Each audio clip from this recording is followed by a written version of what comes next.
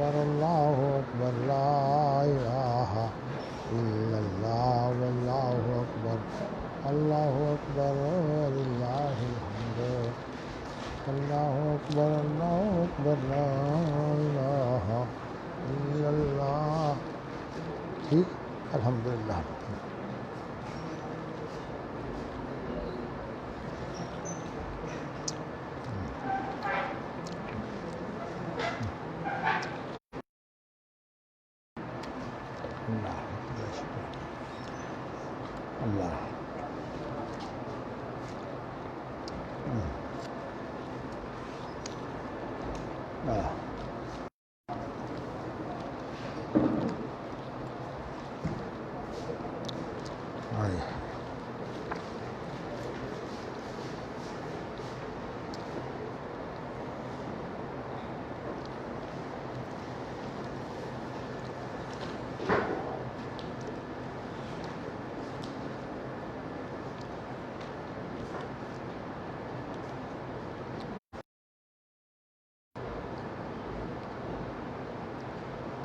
اللہ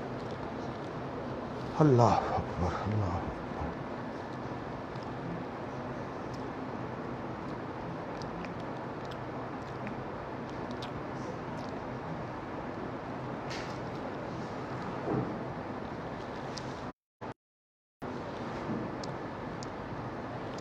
بسم اللہ الرحمن الرحیم.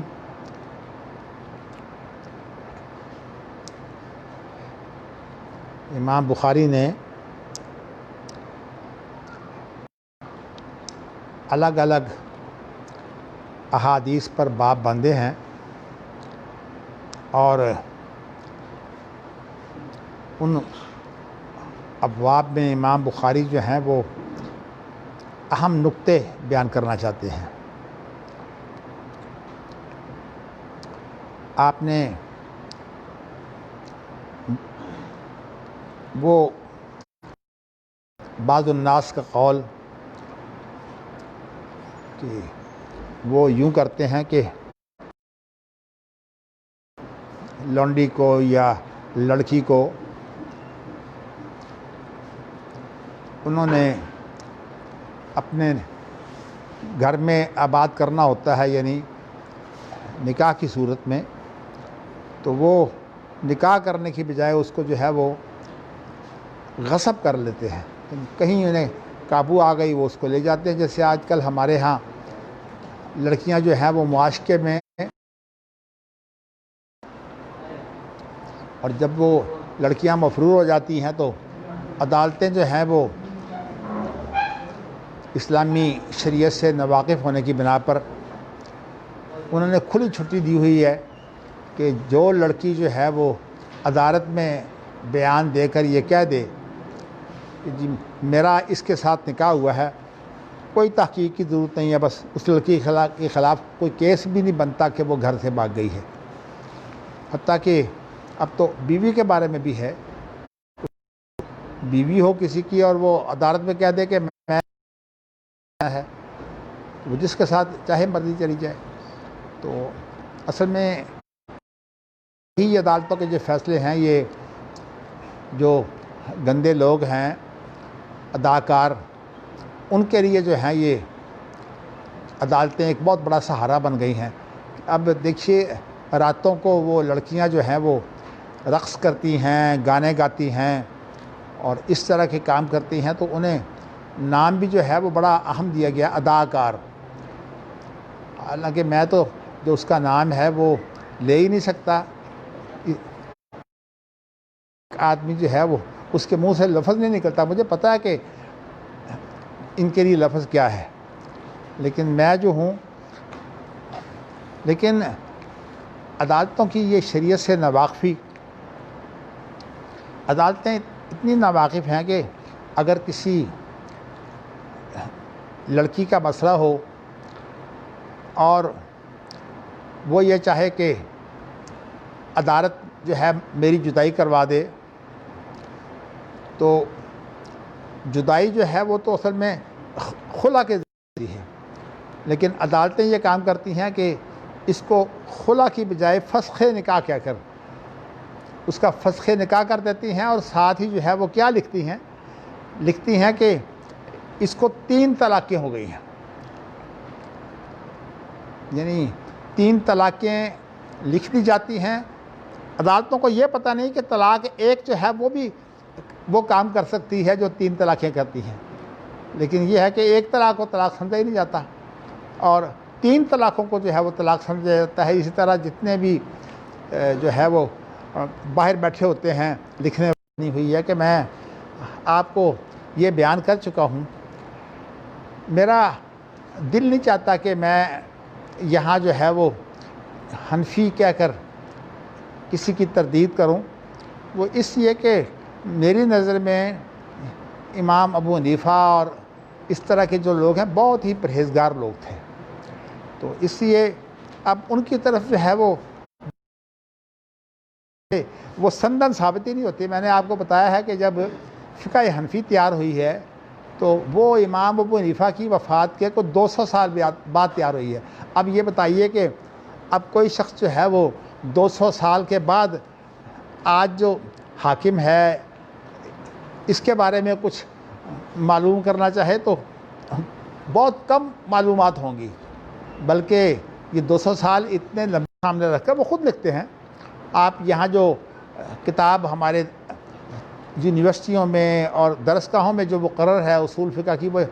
جامع الاصول کے نام سے کتاب جو ہے وہ اس کا ترجمہ کیا گیا ہے الوجیز کا، اور اس کے شروع میں آپ مقدمہ پڑھیے تو اس نے لکھا ہوا ہے، اس نے لکھا 2 طریقے ہیں۔ ایک طریقہ تو یہ ہے کہ قرآن و حدیث کو سامنے رکھ کر جو ہے وہ اس سے جو ہے وہ آپ اجتہاد کریں، استنباط کریں، یعنی قرآن و حدیث کے اندر یہ بات جو ہے یہ یوں نکلتی ہے اور اس کا اس مسئلے سے تعلق ہے، اس لیے قرآن و حدیث کا جو ہے وہ اطلاق کر دیں۔ تو اتفاق ایسا ہے کہ یہ جو اس وقت 4 مذاہب ہیں ان میں سے 3 مذاہب جو ہیں وہ تو قرآن و سنت میں سے استنباط کرتے ہیں۔ مثلا امام شافعی کے نام پر جو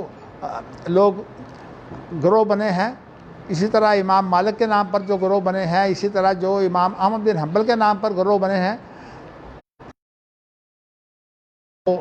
وہ تو کتاب و سنت کو سامنے رکھ کر پھر اس میں سے وہ طریقے نکالتے ہیں جن طریقوں سے جو ہے وہ اجتہاد کیا جاتا ہے یا استنباط کیا جاتا ہے۔ لیکن کہا یہ جاتا ہے کہ ایک طریقہ تو ان کا ہے اور ایک طریقہ جو ہے وہ حنفیوں کا ہے، اور حنفی جو ہے وہ اصل میں قرآن حدیث سامنے نہیں رکھتے، انہوں نے سب سے پہلے جو ہے وہ فقہ تیار کرنی ہے۔ اب یہ بتائیے کہ جنہوں نے سب سے پہلے اصول فقہ پر جو ہے وہ کام کیا ہے، کتاب لکھی ہے، ان کا نام جو ہے وہ جساس ہے، اور ان کی کتاب کا نام ہے الفصول فی الاصول، یعنی چند اہم باتیں اور اصول کے بارے میں، یعنی اصول فقہ ہو یا اور اصول ہوں، تو اگرچہ اور اصول کے بارے میں تو جو ہے انہوں نے یہ کہنے کے باوجود کہ امام ابو حنیفہ کی تقلید جو ہے وہ عقیدے میں جائز نہیں ہے، ہم عقیدے میں امام ابو حنیفہ کی تقلید نہیں کرتے، تو اس کے باوجود جو ہے وہ اس فقہ کے تیار کرنے سے پہلے جو عقیدے کی کتاب ہے ابو منصور ماتریدی کی، وہ تیار تھی، اس لیے کہ ابو منصور ماتریدی جو ہیں وہ تقریباً آپ یوں سمجھیے کہ 50 سال تقریباً پہلے ہوئے ہیں امام جساس سے، تو جن کے نام پر وہ عقیدہ اختیار کرتے ہیں وہ ابو منصور ماتریدی ہیں۔ تو میں کہنا یہ چاہتا ہوں کہ یہ چیزیں جو ہیں اب بار بار اس لیے دہرانی پڑتی ہیں تاکہ آپ کو ذہن میں رہے کہ ان کا جو مسئلہ ہے وہ اصل میں قرآن حدیث تو ہوتا ہی نہیں، قرآن حدیث کو سامنے رکھ کر وہ بات ہی نہیں کرتے، وہ کہتے ہیں ہم نے اپنی فقہ سامنے رکھی ہے، اب ہم نے اپنی فقہ کو جو ہے وہ ان اصولوں کے ساتھ قرآن حدیث کے مطابق ثابت کرنا ہے۔ اب ظاہر ہے کہ مطابقت ڈھونڈنے کے لیے جو ہے وہ پھر قرآن و حدیث کو چھوڑنا پڑے گا۔ آپ کو میں بتا چکا ہوں بہت سی چیزیں ہیں، جیسے کہ ایک چیز یہ ہے کہ خبر عموم کی تخصیص نہیں ہوتی، یا قرآن کے مطلق کو جو ہے مقید نہیں کیا جا سکتا، اور جو 99% جو ہے وہ حدیث میں خبر واحد ہے، تو اس کا مطلب ہے کہ 99% تو حدیث اصول کے طور پر چھوڑ دی ہے۔ اس کے بعد جو باقی اصول ہیں وہ چونکہ ذرا تھوڑے سے جو ہیں وہ گہرے ہیں، میں ان کا یہاں ذکر نہیں کر سکتا، لیکن اس کے بارے میں جو ہے وہ ثناء اللہ زاہدی صاحب نے جو ہے وہ پوری کتاب جو ہے وہ لکھ دی ہے۔ نور الانوار میں جو انہوں نے وہ ساری کی ساری جو ہے وہ نور الانوار کے اوپر اتنی موٹی کتاب جو ہے وہ حافظ ثناء اللہ زاہدی صاحب نے لکھی ہے، کتاب موجود ہے۔ لیکن کاش کہ حافظ ثناء اللہ زاہدی صاحب جو ہیں وہ اس کے بالمقابل جو کتاب و سنت سے اصول اخذ کرتے ہیں، ان کا فقہ جو ہے وہ بھی کتاب و سنت سے ہے اور ان کی فقہ بھی کتاب و سنت سے ہے۔ یعنی اگر کتاب و سنت سے کوئی ایسی بات امام شافعی کے قول کے خلاف ہو جائے تو امام شافعی کا قول وہ چھوڑیں گے، کتاب و سنت کو وہ نہیں چھوڑیں گے۔ تو اس لیے یہ جو صورتحال ہے، یہ اسی کتاب کو اگر آپ پڑھیں نا جامع الاصول کو، تو اس کے شروع میں ساری باتیں اقرار موجود ہے کہ حنفیوں کے ہاں فقہ پہلے ہے۔ اب یہ بتاؤ کہ فقہ جو ہے وہ تو ان کی ایسی ہے وہ الگ ہے، اور جو صاحبین ہیں جو ان کی فقہ جو ہے وہ الگ ہے۔ بلکہ کہا یہ جاتا ہے کہ امام ابو حنیفہ کی فقہ 2/3 حصہ جو ہے وہ صاحبین کا ہے، یعنی فقہ کے اندر صاحبین کا حصہ ہے۔ اور اس طرح صاحبین کے علاوہ امام ابو حنیفہ کے شاگرد ان کی تعداد یہ کہا جاتی ہے کہ 40 ہے، لیکن ان سب کے اپنے اقوال ہیں۔ اور اگر انہوں نے یہ کہنا ہوتا کہ امام ابو حنیفہ کا قول ہے تو کم از کم اتنا تو کہہ دیتے نا کہ یہ امام ابو حنیفہ کی بات ہے۔ بہت کم کہیں یہ بات کہی ہے کہ امام ابو حنیفہ کی یہ بات ہے اور ہم اس کی مخالفت کرتے ہیں۔ کہنے کا مقصد یہ ہے کہ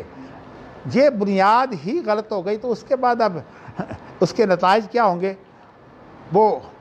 آپ جو ہے وہ اب دیکھ رہے ہیں۔ امام بخاری اصل میں اس دور میں ہوئے ہیں جب فقہ بھی تیار نہیں تھی اور اصول فقہ بھی تیار نہیں تھا، اس لیے کہ امام بخاری کا جو دور ہے وہ 256 کے اندر ان کی وفات ہو جاتی ہے، اور ان کی وفات کے تقریباً 125 سال بعد جو ہے وہ جساس کی وفات ہوئی ہے۔ تو اس کا مطلب ہے کہ امام بخاری کا جو دور تھا وہ تو تھا کہ جو بھی اہل الرائے جنہیں کہا جاتا ہے جو اہل الرائے ہیں، ان کے اصول جو ہیں،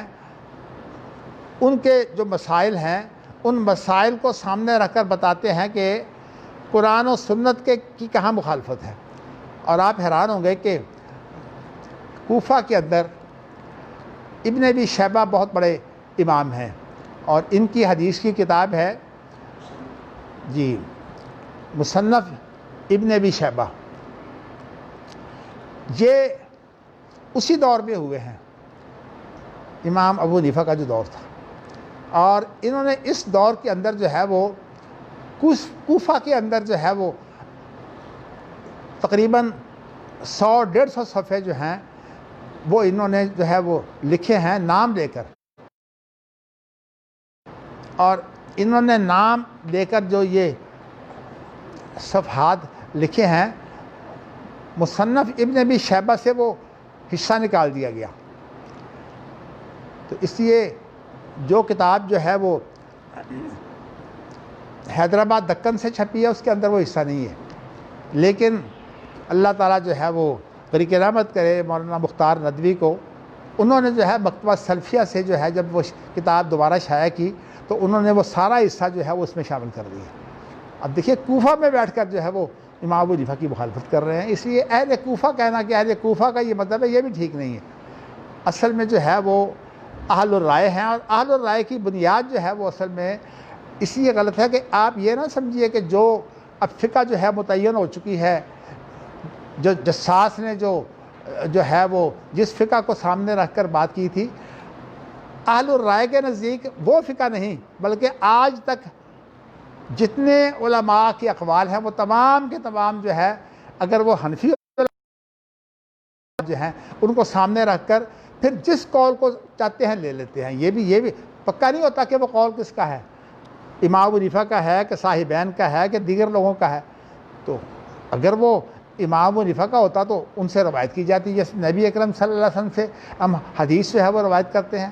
تو کہنے کا مقصد یہ ہے کہ یہ تو ضرورت نہیں کرتے، لیکن یہ ہے کہ فقہ حنفی کیا کر جو ہے وہ تمام کے اقوال جو ہیں وہ اپنے کھاتے میں ڈال لیتے ہیں، اور بلکہ ایک جو ہے وہ پورا واقعہ جو ہے وہ ایجاد کیا ہے، اور وہ واقعہ یہ ہے کہ امام ابو حنیفہ کی جو فقہ ہے وہ امام ابو حنیفہ نے اکیلے تیار نہیں کی، وہ اصل میں ان کے 40 شاگرد ہیں، اور ان 40 شاگردوں کے ساتھ بیٹھ کر مشورے سے تیار ہوئی ہے۔ اور یہ واقعہ جو ہے وہ اگر شاگردوں کی جن کا نام ہے 40 کا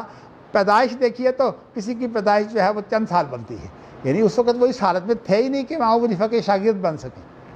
تو اس طرح سے جو ہے وہ عمروں کا اتنا فرق ہے۔ تو یہ بات جو ہے وہ اب یہ اب کتابوں میں لکھی چلی آ رہی ہے، اس لیے جہاں کہیں بات ہوتا ہے وہ اس کا حوالہ دے دیتے ہیں، حالانکہ وہ بات جو ہے وہ عمروں کے حساب سے بنتی نہیں ہے۔ آپ دیکھیے کہ حدیث کے اوپر تو ذرا ہوتی ہے کہ اس میں جو ہے فلاں آدمی فلاں سے نہیں ملا، عمروں کا اتنا فرق ہے، لیکن حدیث میں تو یہ بات چلتی ہے، لیکن فقہ میں اہل الاثر ہیں اور اہل الرائے ہیں، ان دونوں کے اجتہاد کا تقابل کیا تھا کہ جو اہل الاثر ہیں ان کا اجتہاد تو کتاب و سنت کا اطلاق ہوتا ہے، کتاب و سنت کی اپلیکیشن ہوتی ہے، اور جو اہل الرائے ہیں ان کا اجتہاد جو ہے وہ ایک جو نتیجہ ہوتا ہے اس اجتہاد کا جو کتاب و سنت سے کیا جاتا ہے، اس کا جو نتیجہ ہوتا ہے اس کو بولتے ہیں رائے، اور اس کو وہ فقہ کا نام بھی دیتے ہیں بعد میں جب وہ فقہ مرتب ہو گئی، لیکن ہے وہ رائے۔ رائے کا معنی یہ ہے کہ وہ قرآن و سنت سے تو لی نہیں ہے، اور وہ رائے جو ہے وہ ایک رائے ہے جو ان کے اپنے اجتہاد کا نتیجہ ہے۔ اور میں نے آپ کو یہ بتایا ہے کہ ان کا اپنا اجتہاد تو اصل میں فقہ کو سامنے رکھ کر جو ہے وہ ہے، ان کا جو اصول فقہ ہے وہ فقہ کے بعد تیار ہوا ہے،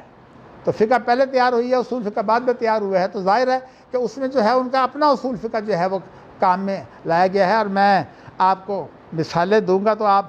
حیران ہوں گے کہ کہاں کی بات کہاں لگا دی ہے۔ پہلے تو میں آپ کو جو ہے وہ حدیث پڑھ کے سناتا ہوں جس میں امام بخاری نے ایک اور نقطہ جو ہے وہ الگ بیان کیا ہے۔ یہ پہلا نقطہ تو چونکہ ہو چکا ہے، اس لیے میں وہ جس لڑکی کو جو ہے وہ غصب کر کے جو ہے وہ دیا گیا، اور پھر اس کے بعد یہ مشہور کر دیا کہ وہ فوت ہو گئی ہے، تو اس کے بعد تھوڑی سی قیمت دے کر اس کے مالک کو جو ہے وہ جب پتہ چل گیا کہ ہاں اسی کے ہاں ہے تو تھوڑی سی قیمت دے کر پھر مالک سے جو ہے وہ معاملہ طے کر لیا۔ تو اس طرح کی خرابیاں ہیں۔ لیکن اب نئی جو حدیث ہے وہ آپ کو جو ہے وہ میں نے اس کے بارے میں جو نبی اکرم صلی اللہ علیہ وسلم نے جو ہے وہ کس طرح دین کو جو ہے وہ خالص رکھا ہے، حتیٰ کہ نبی اکرم صلی اللہ علیہ وسلم جو ہے وہ خود بتاتے ہیں کہ یہ بات جو ہے وہ اللہ کی طرف سے وحی نہیں ہے، یعنی وحی کے ناطے کرتا ہوں۔ اسی طرح ایک اہم فیصلہ آپ نے فرمایا، تو فیصلے کے بارے میں اپنی رائے ظاہر کرنے کے لیے جو ہے یہ تمہید باندھی ہے کہ انما انا بشر، میں اس کے سوا کچھ نہیں ہوں کہ میں انسان ہوں۔ تو اس لیے جو انسان ہونے کے ناطے میں جو فیصلے کرتا ہوں، میں آپ کو بتا چکا ہوں کہ نبی جو ہوتی ہے وہ شخصیت نبی کی ہوتی ہے بطور نبی، اور وہ جو ہے وہ تو دائمی ہے، اور ایک نبی کی حیثیت ہوتی ہے منصبی، اور وہ ہوتی ہے حاکم کی، اور وہ حاکم کی حیثیت سے جو کچھ کہتا ہے اس کا بھی اگرچہ ہم بات مانتے ہیں، لیکن وہ حاکم کی بات جو ہے جب وہ حاکم فوت ہو جائے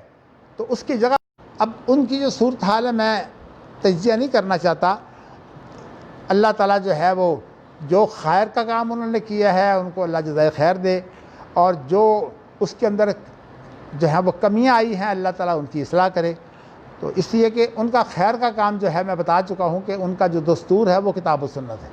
یہ بہت بڑا خیر کا کام ہے، اور 57 مسلمان کی کتاب و سنت دستور نہیں ہے۔ تو اس کے لیے میں نے آپ کو بتایا ہوا ہے کہ میرا مضمون جو ہے مئی 2017 میں آپ پڑھیں، اس کے اندر میں نے سعودی عرب کا اور پاکستان کا جو دستور ہے اور ان کے عدالتی نظام کو جو ہے میں نے تقابل کر کے پیش کیا، اور یہ میرا مقالہ جو تھا وہ اسلامی یونیورسٹی اسلام آباد میں تھا۔ تو اب آپ جو ہے وہ اس حدیث کو آگے پڑھیے کہ انما انا بشر، میں اس کے سوا کچھ نہیں ہوں کہ میں انسان ہوں، وَإِنَّكُمْ تَخْتَصِمُونَ إِلَيَّ، اور جب میں یعنی کوئی کام حکمران کی حیثیت سے کرتا ہوں تو اب یہ نبی اکرم صلی اللہ علیہ وسلم کی ایک حیثیت تو ہے منتظم اعلیٰ کی حیثیت، اور ایک آپ کی حیثیت ہے کہ آپ جج بھی ہیں، یعنی ابتدا میں یہ جج کی حیثیت اور منتظم کی حیثیت جو ہے یہ اکٹھی تھی، اور جہاں تک یہ تیسری حیثیت ہے مقنہ کی، وہ مقنہ تو اس وقت موجود ہی نہیں تھی، وہ تو نبی اکرم صلی اللہ علیہ وسلم جو ہے وہ اللہ کی وحی کو سامنے رکھ کر جو ہے وہ اگر کوئی بات کرتے تو وحی کو سامنے رکھ کر اجتہاد کرتے، اور آپ کا اجتہاد جو ہے وہ معصوم کا اجتہاد ہے، اس لیے وہ اجتہاد بھی جو ہے وہ شریعت کا حصہ بن جاتا۔ تو کہنے کا مقصد یہ ہے کہ نبی اکرم صلی اللہ علیہ وسلم نے جو کام ایسا کرنا ہو جس میں آپ کو اللہ کی طرف سے وحی نہیں ہے تو اس کے بارے میں پھر آپ صراحت کرتے ہیں۔ اب دیکھیے اس حدیث کو آپ پڑھیے تو اس میں یہ ہے کہ انکم تختصمون الیہ، تم میری طرف جو ہے وہ اپنا جھگڑا لے کر آتے ہو۔ مخاصمت جو ہے یہ جھگڑے کو کہتے ہیں عربی زبان میں، تو جھگڑا لے کر آتے ہو۔ ولا اللہ بعضکم ان یکون الحن بحجتہ من بعض، لہن بولتے ہیں اپنے جو ہے وہ زبان کے ساتھ انسان جو رویہ اختیار کرتا ہے اس کو بولتے ہیں لین۔ نبی اکرم صلی اللہ علیہ وسلم کا قرآن مجید جو ہے اس کو پڑھنا، آپ نے فرمایا کہ جو عرب کا لہن ہے قرآن مجید اس طرح پڑھو۔ تو کہنے کا مقصد یہ ہے کہ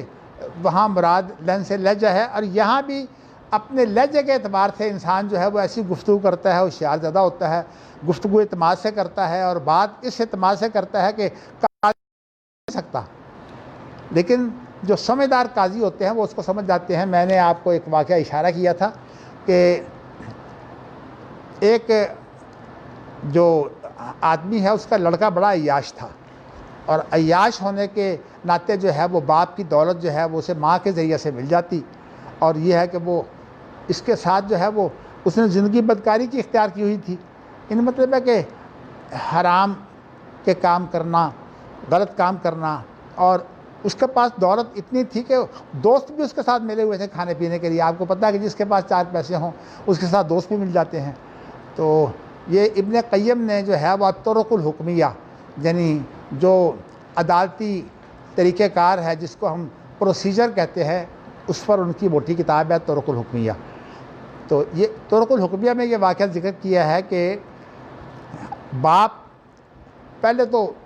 ماں کو اکثر کہتا کہ یہ میرا بیٹا جو ہے میری دولت تباہ کر رہا ہے تو اس کو روک، اس کو تو نہ دیا کر، لیکن وہ نہیں مانتی تھی۔ تو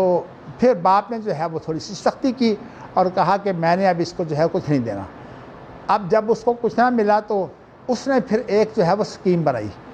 اسکیم یہ بنائی کہ اپنے دوست کے ساتھ مل کر کے ایسا ہم کرتے ہیں کہ باپ نے تو اب پیسہ روک لیا ہے، میں ایسا کرتا ہوں کہ عدالت میں جو ہے وہ باپ کے خلاف جو ہے وہ میں دعویٰ دائر کر دیتا ہوں کہ باپ جو ہے وہ میری کفارت نہیں کرتا۔ اگرچہ بلوغت کے بعد کفارت جو ہے وہ باپ کے ذمے نہیں ہے، لیکن ہمارے ہاں جو رواج ہے وہ یہی ہے کہ اولاد کو بھی جو ہے وہ باپ اپنی دولت دیتا ہے، اور ان کو جو ہے وہ بالغ ہونے کے بعد بھی جو ہے وہ ان کو بہت اخراجات دیتا ہے۔ لیکن مختصر سی بات یہ ہے کہ یہاں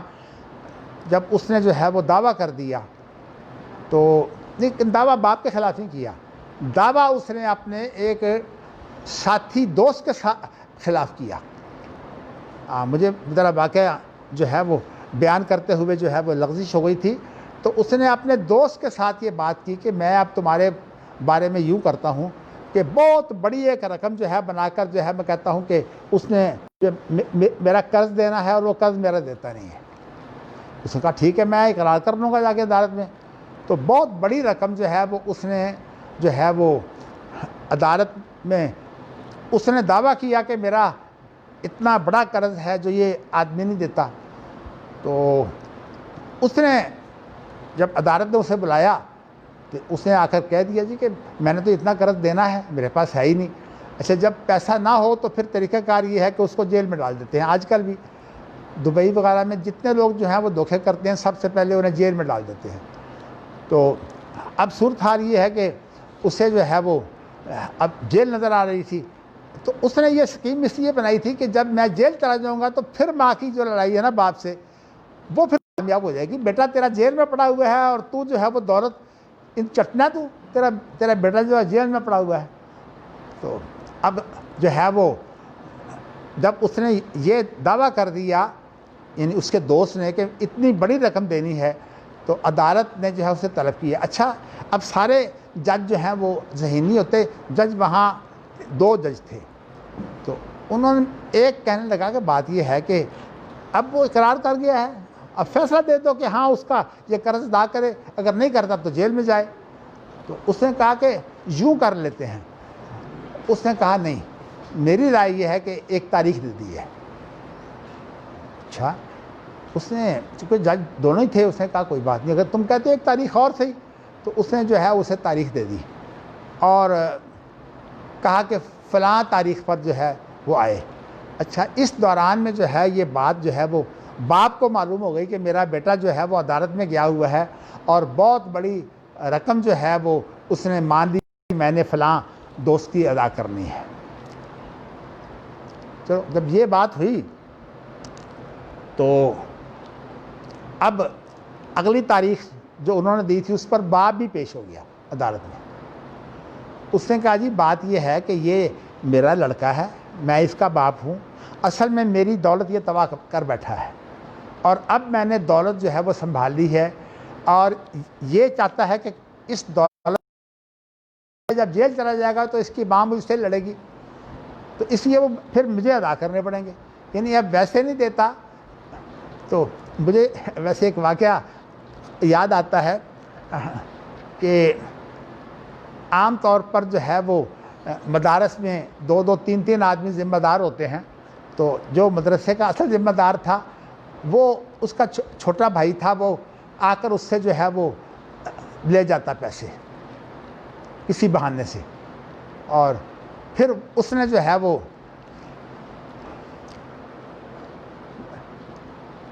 چھوٹے بھائی نے جو ہے وہ صورتحال یہ اختیار کر لی کہ اس کا جو بڑا بھائی تھا جو اصل وہاں منتظم تھا وہ اپنے پیسے جو ہے وہ اپنے پاس رکھنے کی بجائے جو ہے وہ وہاں ایک دکاندار تھا, میں ویسے بتا ہی دیتا ہوں, میاں عامر محمود کا والد تھا, تو اس کے پاس پھر اس نے پیسے رکھنے کہ تاکہ جو ہے وہ تاجر آدمی ہے وہ پیسے نہیں دے گا. اب اس نے جو ہے وہ ادھر ادھر کے بہانے کر کے, چھوٹا بھائی ہے تو وہ بہانے کر کے جو ہے وہ پیسے مجھ سے جو ہے وہ وصول کر لیتا تھا. تو بات اس طرح کے جو معاملے جو ہوتے ہیں ان کے اندر احتیاط کرنے کی ضرورت ہے. تو میں آپ کو بتا یہ رہا ہوں کہ باپ نے کہا جی بات اس میں یہ ہے کہ اس نے جو ہے میرے بیٹے نے اب اتنا بڑا جو قرض کا اقرار کر لیا ہے, اس کی اصل میں وجہ یہ ہے کہ قرض تو مجھے دینا ہے, اس کے پاس تو کچھ بھی نہیں ہے. اب معاملہ چونکہ سامنے آ گیا تو اس لیے میں جب ججوں کو پڑھاتا تھا تو میں حدیث یہ اس لیے سناتا تھا کہ جو فریقین میں سے کسی کا اقرار ہے نا وہ بھی دیکھنا چاہیے وہ دلیل ہے کہ نہیں. تو میں یہ واقعہ بھی بیان کرتا اور بھی کئی واقعات بیان کرتا کہ خالی اقرار سے جو ہے وہ فیصلہ نہیں ہو جانا چاہیے. اور اس معاملے میں حضرت سلیمان کا واقعہ بھی ہے کہ جب ایک عورت نے کہا کہ یہ اسی کو دے دیں, گویا کہ اسی کی ہے. حضرت سلیمان جو ہے وہ سمجھ گئے, انہوں نے کہا نہیں اس کی نہیں ہے, یہ تمہاری ہے. کہنے کا مقصد یہ کہ جو سمجھدار آدمی ہے وہ نشانیوں سے سمجھ جاتا ہے. اچھا اب جب یہ صورتحال بنی تو وہ جو ساتھ والا جج تھا کہنے کا دیکھا نا تاریخ میں نے اس لیے دی تھی. خیر اس کا انہوں نے جو ہے وہ کیس خارج کر دیا. تو اس کے بعد جو ہے وہ جو جج ہیں آپس میں وہ گفتگو کرتے ہیں کہ بھئی کیا بات ہے, میں نے تو پچھلی تاریخ پر جو ہے وہ فیصلہ دینا تھا کیونکہ اس نے اقرار کر لیا تھا, تم نے کہا کہ نہیں تاریخ دینی ہے. اس نے کہا اصل بات جو ہے میں نے جو ہے وہ قرائن سے پہچانا تھا. قرینہ جانتے ہیں کہ وہ ایسی علامت ہوتی ہے جس سے انسان کا جو ہے اثر روپ سامنے آ جاتا ہے. اس میں نے تو قرائن سے پہچانا تھا. تو وہ قرائن کیا تھے؟ کہنے کا قرائن یہ تھے کہ وہ آدمی جب پیش ہوا نا مدعا علیہ, اس کی عمر بہت چھوٹی تھی. تو اس عمر کے حساب سے میں نے سوچا کہ اتنا بڑا قرض تو اس کو ضرورت نہیں پڑ سکتی. یہ اتنی بڑی رقم کا جو ہے وہ کہتا ہے میں مقروض ہوں، اس کی تو عمر کے حساب سے وہ اتنا تباہ ہی نہیں کر سکتا، اتنا خرچ نہیں کر سکتا۔ تو اس لیے میں نے کہا تھا کہ کوئی نہ کوئی صورت سامنے آ جائے۔ اللہ نے یہ صورت سامنے رکھ دی ہے کہ اس کا باپ آ کر بیان کر گیا ہے کہ اصل میں اس نے تو ادا ہی نہیں کرنے، ادا تو میں نے کرنے ہیں۔ بعض صورت اس طرح کے ہیلے فریب جو ہیں وہ بڑے چلتے ہیں۔ تو میں بتانا یہ چاہتا ہوں کہ اصل جو بنیاد ہے وہ یہ ہے کہ جو فقہ ہے جس کو سامنے رکھ کر جو ہے وہ اصول فقہ تیار کیا گیا، اصول فقہ کا مقصد ہی بالکل اور ہے۔ اس کا مقصد جو ہے وہ اجتہاد کے اصول بتانا نہیں، بلکہ اس کا مقصد یہ ہے کہ کتاب و سنت میں کہاں کہاں کانٹ چھانٹ ہو سکتی ہے۔ 99% خبریں واحد ہیں وہ بھی چھوڑ دو، اور اس کے علاوہ باقی کوئی بات آ جائے تو وہاں بھی جو ہے وہ انہوں نے یہ کیا ہوا ہے کہ بظاہر ہے کہ 2 حدیثیں جو ہیں ان کا مفہوم نہیں ملتا، تو کہتے ہیں کہ جی اس میں سے پھر سب سے پہلا اصول ہمارا یہ ہے کہ ترجیح دو کہ کون سی حدیث جو ہے اس کو ترجیح دینی ہے۔ حالانکہ جمہور کا جو اصول ہے وہ یہ نہیں، ان کا اصول یہ ہے کہ جب نبی اکرم صلی اللہ علیہ وسلم کا نام استعمال ہو گیا ہے، یہ 2 چیزیں جو بظاہر مختلف نظر آ رہی ہیں، یہ جو ہیں یہ ان کو اکٹھا کر کے تو ایسا مفہوم جو ہے وہ حاصل کیا جا سکتا ہے جو دونوں حدیثوں کو جو ہے وہ قابل عمل بنا دے۔ جیسے کہ ایک اصول خود امام بخاری آگے بیان کریں گے کہ دینی شروع کر دی، اور ترجیح میں جو ہے وہ خاص طور پر میں نے جو ہے تو مشہور جو ہے کہنے کو تو یہ ہے کہ 3 راوی ہر طبقے میں جو ہے وہ ہوتے ہیں، لیکن وہ اس کا مفہوم یہ لیتے ہیں کہ یہ اماموں کے درمیان مشہور ہو گئی ہے اختلافی ہونے کی بنا پر یا کسی اور ہونے کی بنا پر۔ تو ویسے یہ ہے کہ امام طحاوی جو مخلص تھے انہوں نے جو ہے وہ 2 کتابیں لکھی ہیں، ایک تو مشکل الآثار اور ایک معان الآثار۔ اور دیکھیے اللہ تعالیٰ نے حنفی علماء میں سے کتاب ہے، وہی جو ہے وہ سعودی یونیورسٹیوں میں دیگر یونیورسٹیوں میں جو ہے وہ داخل نصاب ہے، ہمارے ہاں بھی یہ کتاب داخل نصاب ہے۔ تو انہوں نے جو ہے وہ یہ شرح عقیدہ طحاویہ جس کا نام ہے، یہ کتاب جو ہے وہ طحاوی رحمۃ اللہ علیہ کی ہے۔ اب طحاوی نے جو ہے یہ ثابت کیا ہے جا بجا کہ حدیثیں جو ہیں وہ آپس میں کیسے اکٹھی ہوتی ہیں اور حدیثوں میں کیا، تو کہنے کا مقصد یہ حدیث جو ہے اس کے اندر کیا ہے کہ ایک آدمی جو ہوتا ہے وہ آپس میں جھگڑا کرنے والوں میں وہ جو ہے وہ زیادہ تیز ترار ہوتا ہے۔ یہاں لان سے الحانہ کا معنی ہے زیادہ تیز ترار، زیادہ تیز ترار ہوتا ہے بے حجت ہی اپنی دلیل کے ساتھ۔ فَأَقْضِي لَهُ عَلَى نَحْوِ مَا أَسْمَعُ، تو نبی اکرم صلی اللہ علیہ وسلم فرماتے ہیں کہ میں اس کے حق میں فیصلہ کر دیتا ہوں، جس سمجھے کہ اب عدالت کا فیصلہ آ گیا ہے، نبی اکرم صلی اللہ علیہ وسلم کا فیصلہ آ گیا ہے، اس لیے میرا یہ حق بن گیا ہے، تو نبی اکرم صلی اللہ علیہ وسلم نے فرمایا کہ میں اسے جو ہے وہ جہنم کی آگ جو ہے وہ دے رہا ہوں، گردن میں قیامت کے دن ڈال دیے جائیں گے۔ تو اب یہ جو ہے یہ حدیث کیا بتا رہی ہے کہ عدالتی فیصلے کی حیثیت جو ہے وہ کسی کا حق نہیں بناتی، وہ صرف ظاہری طور پر جو ہے وہ عدالتی فیصلہ کام آتا ہے، اس لیے کہ عدالت نے فیصلہ کر دیا تو ظاہر ہے کہ جب عدالت نے فیصلہ کر دیا تو جھگڑا تو ان کا ختم ہو جائے گا، اس لیے کہ عدالت کے فیصلے کے بعد تو کوئی جگہ ایسی نہیں ہے۔ ہاں اگر اپیلیٹ کورٹ ہو تو اس اپیل میں چلا جائے گا، لیکن اسلام میں تو زیادہ اپیلیٹ کورٹ بھی زیادہ نہیں ہوتی ہمارے۔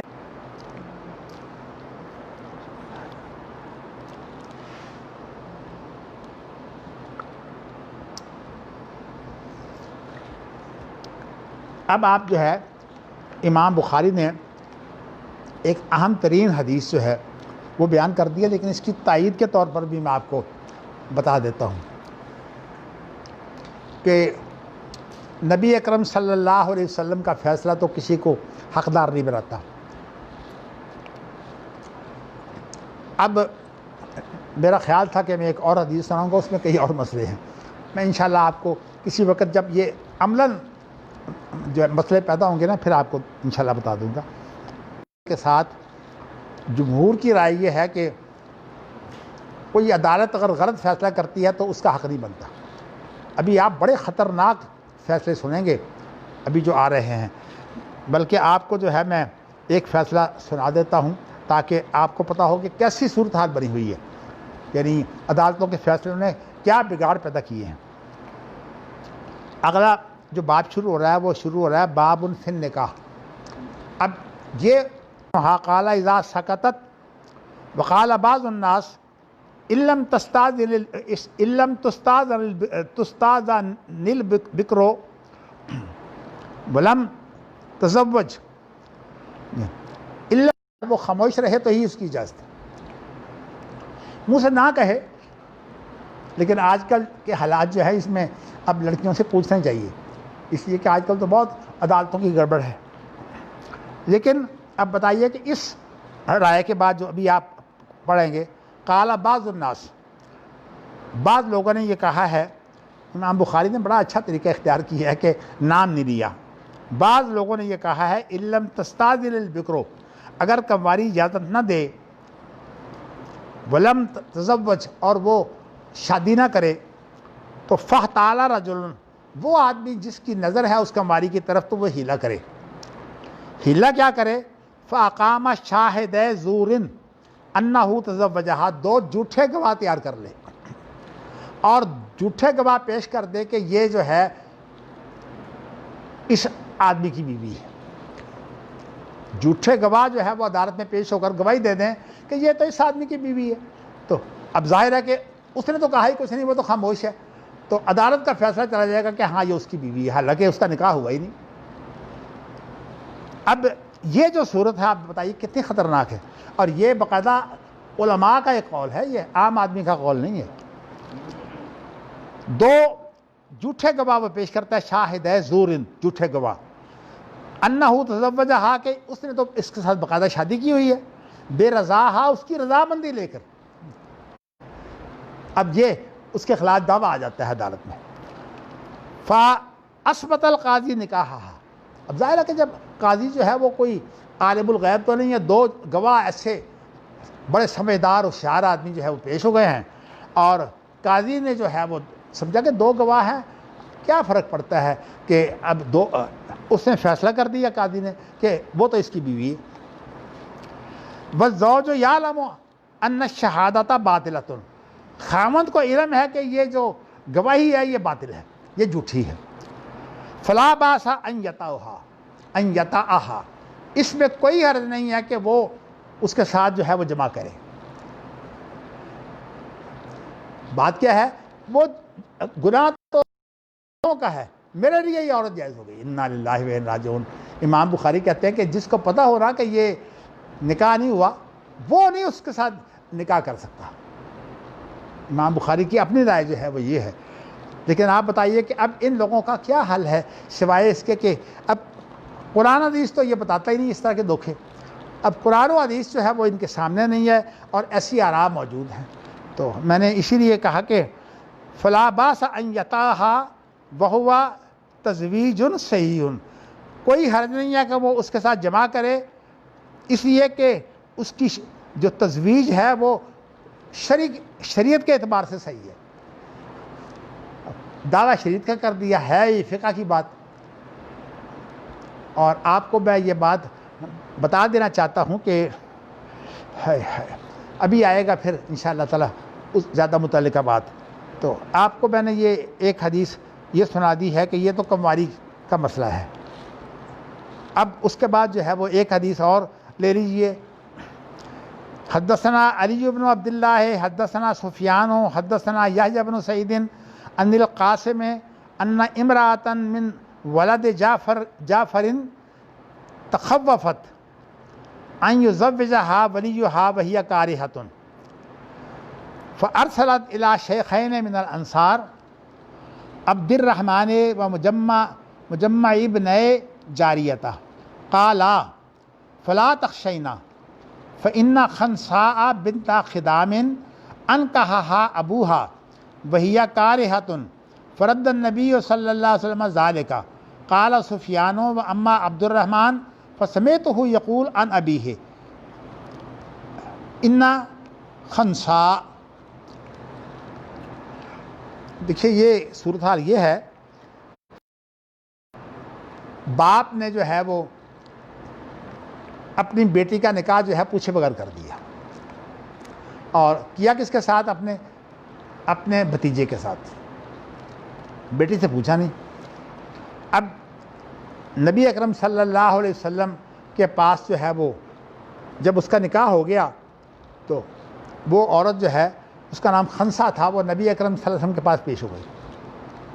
اس نے کہا رسول کریم صلی اللہ علیہ وسلم میرے باپ نے میرا نکاح کر دیا ہے، مجھ سے پوچھا ہی نہیں، حالانکہ میں اس نکاح پر قطعاً راضی نہیں ہوں۔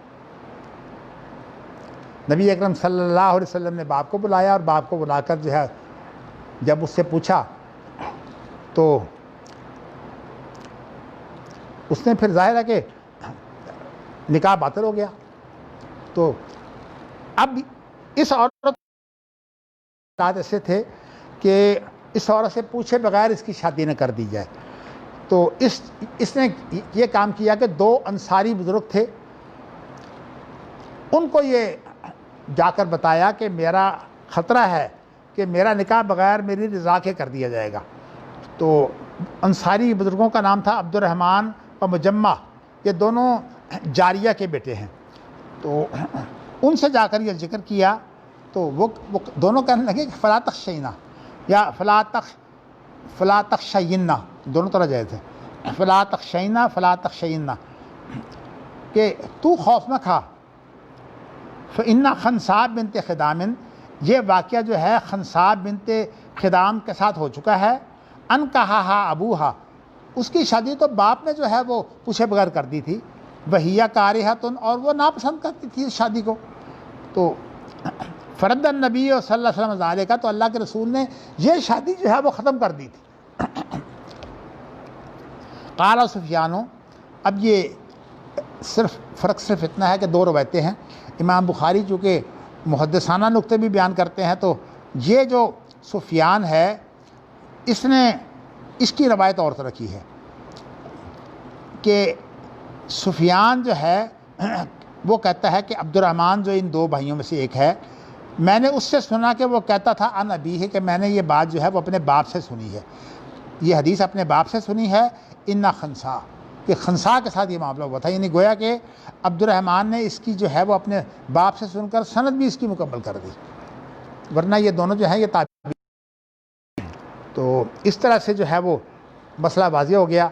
تو کہنے کا مقصد یہ ہے کہ اللہ تعالیٰ جو ہے وہ ہمیں، دیکھیے نیت کی خرابی جو ہے نا، وہ امام بخاری نے جو پہلی حدیث بیان کی ہے نا، آپ دیکھتے ہیں پہلی حدیث انہوں نے کیا بیان کی ہے، پہلی حدیث میں بیان کی ہے نیت۔ اس لیے نیت اگر ایسی نہ ہو، مجبوری کی بات ہو، تو وہ جو بات ہے وہ ختم ہو جاتی ہے۔ اب آپ کو میں کیا بتاؤں کہ امام مالک کے ساتھ جو ہے وہ کیا معاملہ ہوا۔ آپ کو پتہ ہے امام ابو حنیفہ رحمۃ اللہ علیہ کا تو تقویٰ پرہیزگاری ایسی تھی، اس لیے میں ان کی طرف یہ جو منسوب اقوال ہے میں نہیں حقیقت میں یقین کرتا، میں کہتا ہوں اس کی سند لاؤ۔ صورتحال یہ ہے کہ انہوں نے جو چیف جسٹس کا جو عہدہ قبول نہیں کیا، قاضی القضات ان دنوں کہتے تھے، تو ان کو جیل میں ڈال دیا گیا۔ انہوں نے اس لیے قبول نہیں کیا کہ ان سے جو ہے وہ دباؤ سے غلط فیصلے دیے جائیں گے۔ وہ کہتے تھے اس سے بہتر ہے کہ میں اپنے آپ کو مصیبت میں ڈالوں نہیں، اس فتنے میں ڈالوں کیوں۔ لیکن آپ دیکھیے کہ شاگردوں کا یہ حال نہیں ہے۔ اب ان کے شاگرد ہیں امام ابو یوسف، تو امام ابو یوسف نے یہ عہدہ قبول کر لیا قاضی القضات کا۔ جب یہ عہدہ قبول کر لیا تو اب جو خطرناک کے اوپر آزمائش آ گئی وہ یہ تھا کہ زبردستی کا نکاح جو ہے یہ جائز ہے۔ اب دیکھیے نا، خنسا کی روایت تو بتاتی ہے کہ زبردستی کا نکاح نہیں ہوتا، لیکن امام ابو یوسف کا فتویٰ یہ ہے کہ زبردستی کا نکاح جائز ہے۔ اس فتوے کی بنا پر، قاضی القضات کے فتوے کی بنا پر جو ہے وہ امام مالک کے ساتھ جو حشر کیا گیا ہے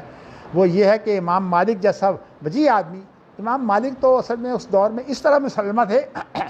کہ بڑے بڑے اماموں کو جو ہے وہ اگر امام مالک سے تشبیہ دے دی جائے تو وہ کہتے تھے کہ ہم نہیں یہ کہتے کہ ہم امام مالک جیسے ہیں۔ کسی کو بہت بڑی تعریف کرنی ہے تو کہنا کہ یہ تو مالک جیسا ہے۔ اب امام مالک کے پاس جب آئے، انہوں نے کہا جی یہ زبردستی کا جو نکاح ہے یہ ہو جاتا ہے، تو امام مالک رحمۃ اللہ نے کہا نہیں ہوتا، لڑکی کی رضامندی کے بغیر نکاح نہیں ہوتا۔ اب جو ہے وہ امام مالک کے ساتھ اس حاکم نے جو وہاں موجود تھا کیا سلوک کیا. امام مالک کے ساتھ یہ سلوک کیا کہ امام مالک کی داڑھی مونڈی اور داڑھی مونڈ کر ان کا چہرہ جو ہے وہ سیاہ کیا اور ان کو گدھے پر سوار کرا کر جو ہے وہ منادی کرنے والا منادی کرتا تھا. من عرفنی فقد عرفنی ومن لم یعرفنی فانا مالک بن انس. امام مالک کہنے لگے تم جو منادی کرتے ہو مجھے بھی کرنے دو. تو اس کا ترجمہ یہ ہے کہ جو مجھے پہچانتا ہے وہ پہچانتا ہے اور جو نہیں پہچانتا وہ جان لے کہ میرا یہ اشر مالک بن انس کا ہو رہا ہے. کوئی عام آدمی ہے نا سمجھنا یہ مالک کا اشر ہو رہا ہے. تو میں آپ کو بتاتا ہوں کہ اللہ تعالیٰ رحم کرے. دیکھیے بڑی سلامتی ہے, حدیث کوئی سند کے بغیر ہوتی نہیں اور حدیثوں کے اندر جو ہے بہت بڑا حصہ ہے ان کی تحقیق کر کے, یعنی اگر کوئی سند کے بغیر ہو حدیث روایت کرنی جائز نہیں ہے. تو اس لیے حدیثوں کے اندر تو یہ بات ہے, فقہ کی روایت کوئی نہیں ہوتی. اب ہم نے فقہ کو معیار حق بنا لیا اور قرآن حدیث کے اندر جو ہے, بلکہ میں نے آپ کو بتایا تھا کہ قرآن بھی جو ہے وہ درمیان میں آ گیا ہے. نور الانوار کے اندر لکھا ہوا ہے کہ اگر قرآن کی ایک ہو تو دونوں آیتیں جو ہے وہ ختم, دونوں سے مسئلہ نہیں نکلے گا. قرآن مجید کا بھی معاملہ یہی ہے. حالانکہ نہ قرآن میں جو ہے وہ آپس میں اختلاف ہو سکتا ہے نہ حدیث میں ہو سکتا ہے, اس لیے وہی میں اختلاف کوئی نہیں ہوتا. اللہ کو بھولے نہیں ہے, تو اس لیے بات وہی درست ہے جو وہی کی صورت میں ہے. اللہ تعالیٰ ہمیں جو ہے وہ کتاب و سنت کو اپنا اوڑھنا بچھانا جو ہے وہ بنانے کی توفیق دے. اور اللہ تعالیٰ جو ہے وہ, میں عام طور پر لوگوں کو مسائل کی تحقیق کی طرف ڈالتا ہوں, خود فتوے نہیں دیتا. میرا اصل مقصد یہ ہوتا ہے کہ میری اپنی جان جو ہے وہ بڑی ہلکی رہتی ہے کہ بھئی آپ تحقیق کر لیں, تو کسی اور سے بھی تحقیق کر سکتے ہیں وہ. چلیے اللہ تعالیٰ جو ہے وہ جزائے خیر دے. سبحانک اللہم بحمدک اشہد ان لا الہ الا انت استغفرک و اتوب